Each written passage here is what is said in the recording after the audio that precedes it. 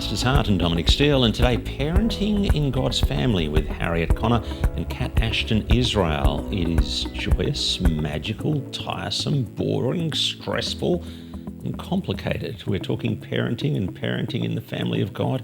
Years ago, when I was a reasonably young parent, I went to speak to my minister and I gave him some feedback, critical feedback on his ministry. I said to him, "You've taught me lots and lots and lots about how to go out with someone, how to date, how to get married, but you've taught me nothing about how to parent." Now, I didn't grow up in evangelical faith, and now I'm a parent and I feel lost. And he acknowledged that the criticism was fair, but said, I was just trying to work it out. And I thought, well, here am I now starting out in pastoring and I want to try and do better. And even my ineptness on this topic would be better than nothing. So I want to try and speak into these issues. And I mean, even though no one would be bold enough to say, I've arrived. And look, over the years, I've nibbled here and there, but I haven't said anything like as much as I potentially could have. And so I'm super pleased to see this new book out, Parenting in God's Family, and 16 parents writing with their wisdom on this topic, biblical wisdom for everyday issues. The editor is Harriet Connor, and she is here with us along with Ashton Israel, who's written several of the chapters. Harriet edits Growing Faith, an online magazine for Christian parents, and has 4 kids. And Kat is a mother of 5, 2 of whom are young adults and the other 3 still at school. Harriet, as I was reading this, I didn't grow up with evangelical parents as role models, and you didn't either. Yes, I think that drives us to think very hard, doesn't it, when we don't necessarily we've got a blank slate, as it were. So, I've spent about 10 years trying to think about this topic, and that's why I write, really, because I'm trying to wrestle and work it out, to think aloud, and hopefully as I come from the Christian worldview, from the Bible, to the task of parenting. Hopefully that's helpful for other people to see where I get to with my thinking. Now, what have people said to you when you said, I've written a book on parenting? They said, oh, wow, you must be a super parent. No, you used the word lost, and that's certainly the place where I started from too. Yeah. I started my thinking at a place where I felt very lost about how to raise children as Christians. So it started as a prayer in my prayer journal. Mm-hmm. You can actually see the prayer turn into a Bible exploration beginning in Genesis and ending in Revelation. So I've never claimed to have arrived, and I don't think any of us would. And that's certainly why I've reached out for help. So what is Christian parenting? A lot of people do start with the gospel, but I think we also need to start with Genesis. We need to think about our place in the world. So I have made a tentative definition of what I believe Christian parenting is. So I think Christian parenting, to begin with, is about receiving children as gifts from God, which can be quite countercultural, and then showing them God's fatherly love. Christian parenting is done by parents who know God as their father, and that shapes us. We are being parented, fathered by God at the same time that we are raising our own children. And I think Christian parenting is then about taking responsibility for our children's apprenticeship. I really like that concept of an apprenticeship in life and in faith. So it's not just teaching them how to be Christians or how to read the Bible and pray, although that's a really key part. It's also helping them to learn how to grow up in the world and be part of this world that God has made. And I think the final really distinctive thing about Christian parenting is that we are aware of our human limitations. We know that we're not perfect. We know that we're not perfectly wise, and we're not in control. We're not in control of our children's world or ultimately our children's decisions. So Christian parents know their human limitations, and so we run to God as our Father, and we introduce our children to their perfect Heavenly Father, knowing that we will never be perfect. And part of that is also introducing our children to their spiritual family in the church. Again, we acknowledge that as parents, we just simply can't do it all ourselves. We really need the support of our brothers and sisters in Christ. Mm-hmm. So that's my tentative definition of Christian parenting. I offer that to you. We all do it differently. Yeah, absolutely. I think when people hear that I have 5 children, almost always they say, oh, wow, I've only got 2, I've only got 3. I don't know how you do it. That's amazing. And can you give me some tips is often, I don't know if people say this to you as well, but I think, well, I can't. I mean, there's wisdom that can be offered, but every child is so different. Every parent is so different. Every family and all those relationships within the family is so different. So yeah, we all bring really different things. What are the different styles of parenting, Harriet? This has proliferated. You can make some generalisations. Yes, it's true. In recent times, they've really multiplied the sort of parenting styles that people talk about.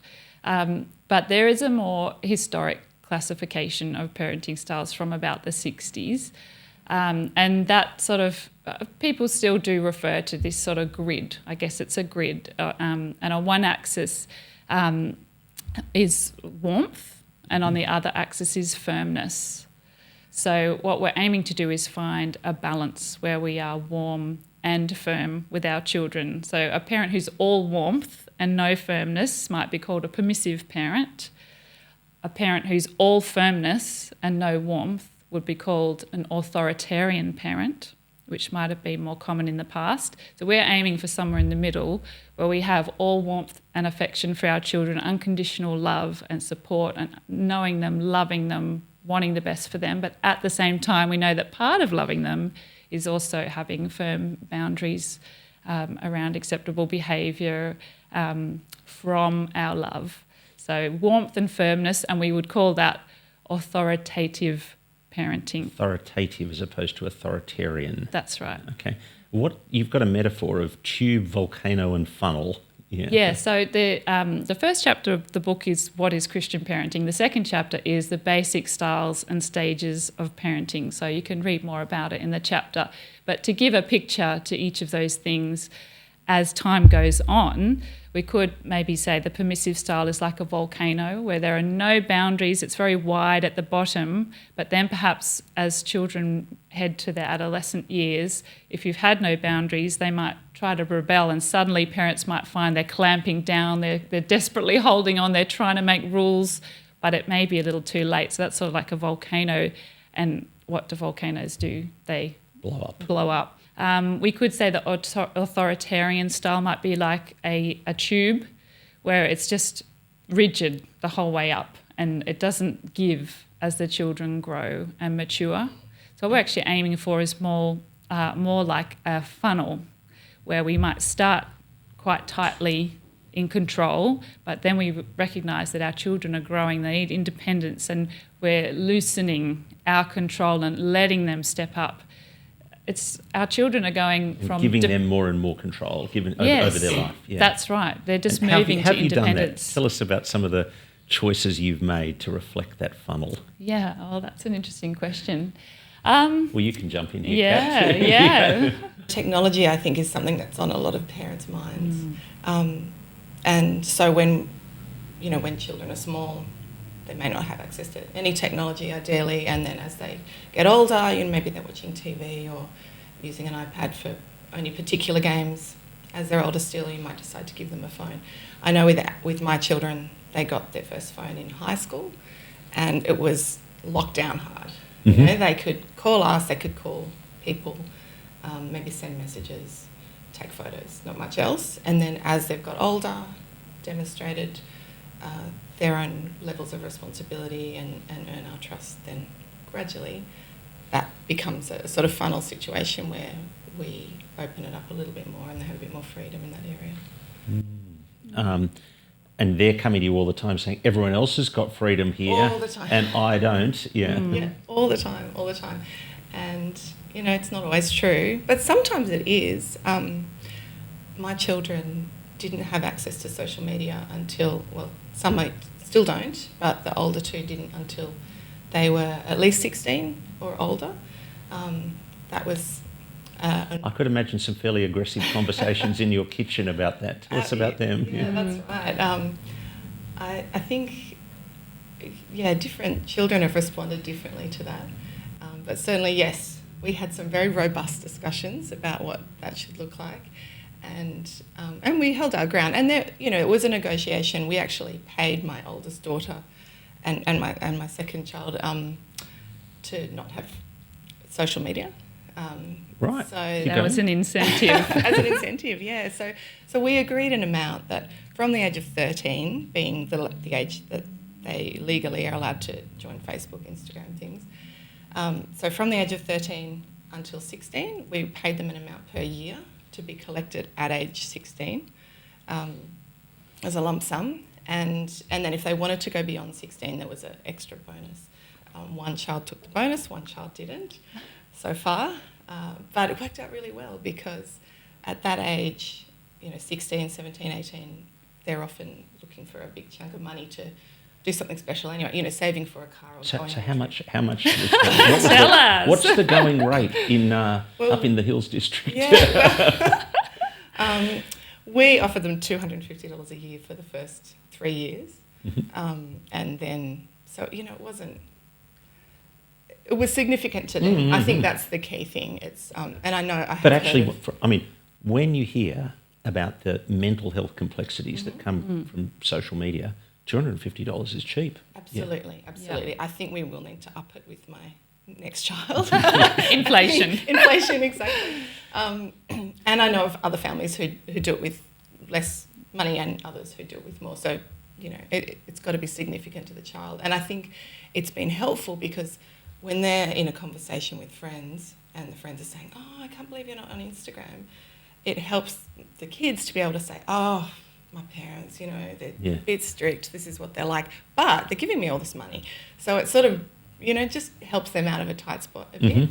I think that was probably the main benefit. And then, by the time they're ready to receive that money, hopefully they can spend it on something that probably we would have had to fork out for anyway. Would you say that at the end they could look back and say, yeah, my parents really loved me in that decision? Like, could they see the firmness came from the love and the warmth? I think so. My oldest has certainly said that she's glad she wasn't on social media as a younger person. Second one, I'm not so sure how glad he is. But, there's no resentment. Actually, that's good. It's been quite positive. We'll definitely do it with the next 3 children. Right. Yeah. Let's talk teenagers and before we get to teenagers, just getting to church as a family. Because with little kids, let's talk getting to church and little. I mean, I look around and I see people taking long breaks from church. What's your prescription? It is hard. I think getting anywhere with small children is very difficult. Something always goes wrong at the last minute and you can't find this or that, or the baby needs changing. I think perseverance is really key here, that if you if you fall off the horse at this point, it's very unlikely that you're going to get back on later. So I think we just need to set a priority in our family that this is what we do on the weekends. This is obviously, there's winter. Often people don't turn up to church in winter because sickness is just going around and around. The more children you have, the more it sort of drags on and multiplies. But apart from sickness, I suppose there are many other things that might get in the way of us getting to church, but we just need to keep prioritising that, and that's just what we do as a family. How do you suggest, or what would be helpful for a pastor to say, because if somebody's not at church regularly, then, if you like, the pastoral relationship is a little bit frayed, but how can others encourage the young family in that space? What would have been helpful for someone to say to you, or you've said to somebody else? Well, we've been really blessed in the churches we've been in, and people have said to us, "We're so glad you're here." We'd come in late. So affirming the positive. And I think just recognising that, when you're a young family, it is incredibly stressful at times and really, really difficult. And so just coming along and being a part of the church family is a huge blessing, and part of your ministry as well. What about when the little kids don't want to go? Yeah, that's a tricky one. I think it's always helpful to ask why, because it could be something simple as that smart shirt you tried to put them in is itchy because it's got a tag. I mean, you never quite know what's going on in a child's mind. So once we uncover the reason, it could be a variety of reasons, and we can sometimes help. We can give them things to bring. We can give them a notebook to write in. We can bring toys or snacks, always helpful, snacks. I think it's great to talk with your minister honestly about how things are going, and if they could help by setting up a little corner with a few books in it, or I think noise, for example, young children are very noisy.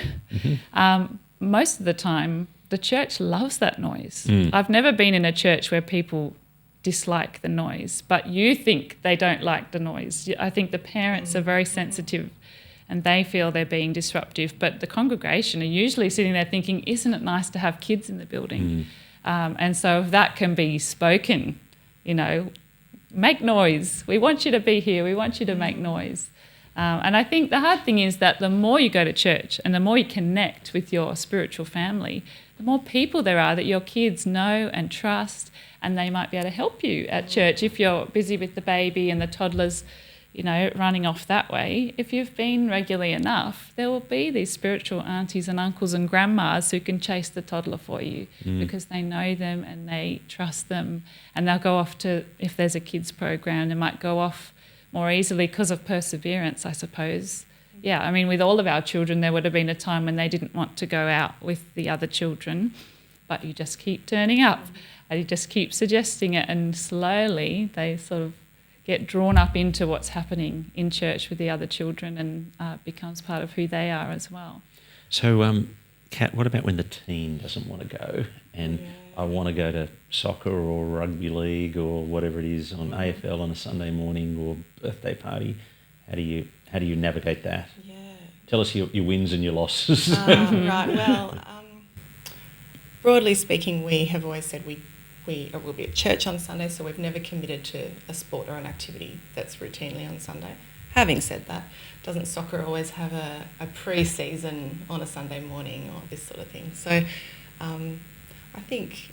We went through a season of AFL where we said, we'll let you play the 11:30 game when it's at home, i.e. 1 kilometre from our church, but not when it's away. Yeah. And you can't play the 9:30 game at all unless it's school holidays, and you can play all the 1:30 games. And so that was the way we negotiated it. And I do remember that was a tough call for him at the time. But when we were then a year or so later having an arm wrestle with his sister about a birthday party, and we said no, he came up to us and said, "Good call, Mum and Dad," for holding the line. Yeah, it's a tricky one. Keep going? Yeah.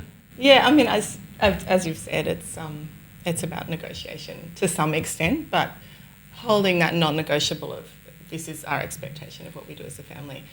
Depending on the church you're in, you might be able to go in the evening, and we've done that occasionally. If the kids say they've had a birthday party that's their best friend and it's just them and one other person invited, and it's a really special occasion, then we've said, well, you can go to that, and then we'll go to the 4 p.m. service, whereas normally we're there in the morning.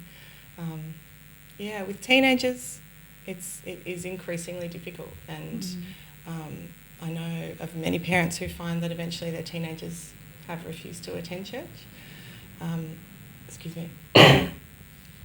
And that has been the case with us, with one of our children. I have a real heart for those parents who, and the pain, I think, my heart is for ensuring that those parents feel seen in their pain and grief of their children falling away, and that they really feel a sense of the church family still around them in that grief. Yeah. What's your advice to the parent who's, there's a 14-year-old, 15-year-old, and they're figuring these issues out for themselves and they're rejecting the faith of their parents? it's really hard. It's a really hard space to be in. As far as people can, I think, persevere. Again, as Harriet said, with church, if they won't come to the service, maybe they'll go to youth group. If they won't go to youth group, maybe they'll meet up with some Christian friends that they've had in the past, or with the youth pastor. Maybe they'll watch something helpful on TV or on YouTube that you can share with them, or listen to Christian music. You do sort of find you get to a point where you feel like you're grasping at straws a bit. I think my advice would just be to seek support in the church family. It's a really common experience, and I don't think it's really talked about as often as is warranted.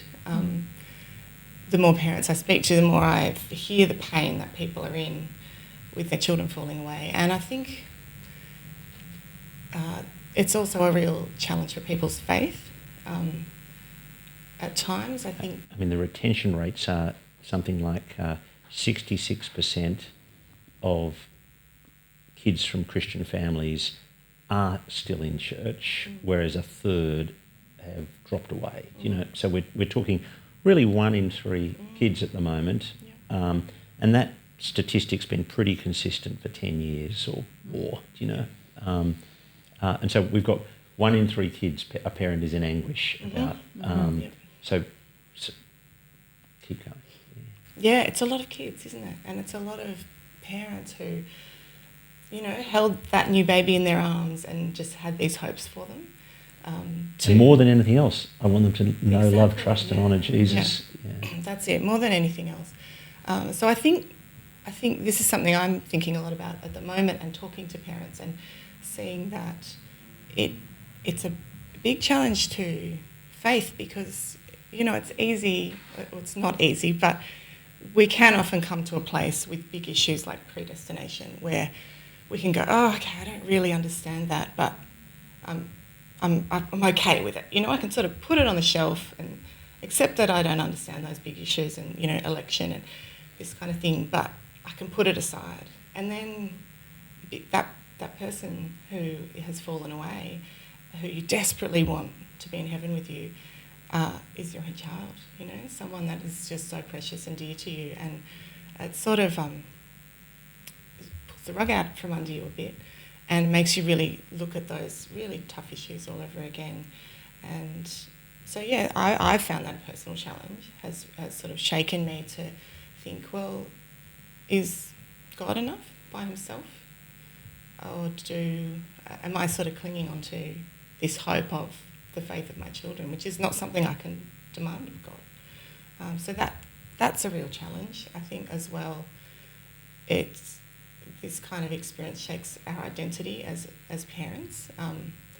We know on paper, of course we can't make our children have faith, but I think, we do have this tendency towards thinking, well, if I just do this, or if I just make sure the children are in church. Or if I just had done this, and I'm now consumed with regret and remorse and about failures of decisions I made 10 years ago. And Absolutely, and I think that makes relationships at church can be quite difficult as well, because of the regret that people feel, or we might feel like we're being judged. We see other people who we think, oh, they're parenting really well, and look at their children coming into church. So there's a real onslaught of guilt, I think, which we shouldn't have, because our children's faith is their own. And it's in God's hands, not ours. So we shouldn't feel guilt when our children fall away. And we shouldn't feel pride when our children are Christians. We should just feel gratitude and sadness when they don't. And grief is right. But, trusting God, calling on him, that's my advice, I guess. How have you made family Bible time work in your family, Harriet? That's probably something, again, it's not really to do with the funnel, but in the sense that things do change and mature over time as your children grow. We have a fairly simple rhythm to our day that after everybody's had their shower, we gather for Bible time, usually on our bed, just In the all morning? sit together. No, this is the evening. In the evening. After dinner. Okay, yeah. And everyone's had their shower, then we come. So how old to are your Bible kids time. at the moment? So we've got quite a range, which can make things quite tricky, from nearly 15 down to 4. Right. So Bible times are not like quiet and focused. It's some days we're just like the 4-year-olds climbing over everybody and, swinging. It's not sort of what you might imagine a nice, quiet, calm, focused Bible time is. No, I'm not imagining But it we're, nice and quiet. I'm just imagining everybody's tired and fractured. And, but we're there. We're yeah. all together. Even the cats come because they know like everybody's there. So they sort of come meowing, what's going on? So we're all sitting there and of course this is on the ideal night. Some nights my husband might be away or, we're home late and we read a children's Bible, one story from a children's Bible. I'd love to get to a point where we're reading the text of the Bible together. But again, it's tricky when you've got a 15-year-old and a 4-year-old. And then we say the Lord's Prayer and then everyone adds, we take the same rotation of turns every night. You can add your extra sort of personal prayers after we say the Lord's Prayer together. So that's our family, but it is a tradition. What have you done, Kat?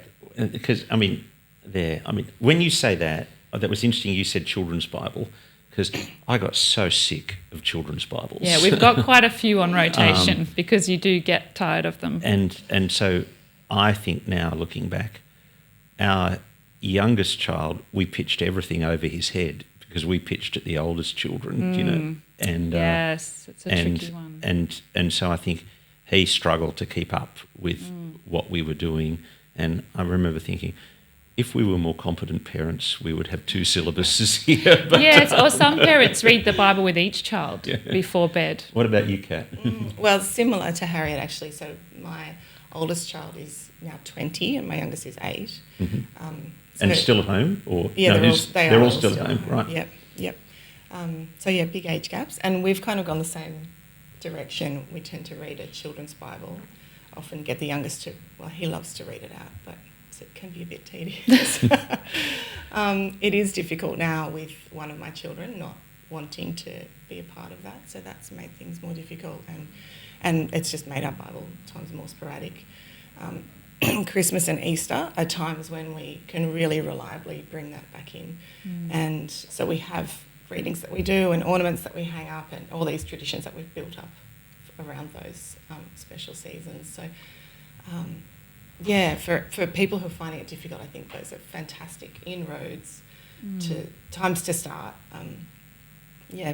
Children's Bibles does seem to be, and we sort of have not pitched it at our oldest. We've done the opposite to what you've said. And of course then I think, if we were more competent parents, we would have, my oldest missed out and the second one's missing out and what have we done wrong? Yeah, but you have the family that you have and your children have the parents that they have and we thank God for that. Yeah. Thanks so much for coming in and sharing that with us. My guests on The Pastor's Heart today, Harriet Connor and Kat Ashton Israel. Harriet is the editor of this book, Parenting in God's Family. There's a link to that in our show notes below, and Kat Ashton Israel has contributed several of the chapters to that. My name's Dominic Steele. This has been The Pastor's Heart, and we will look forward to your company next Tuesday afternoon.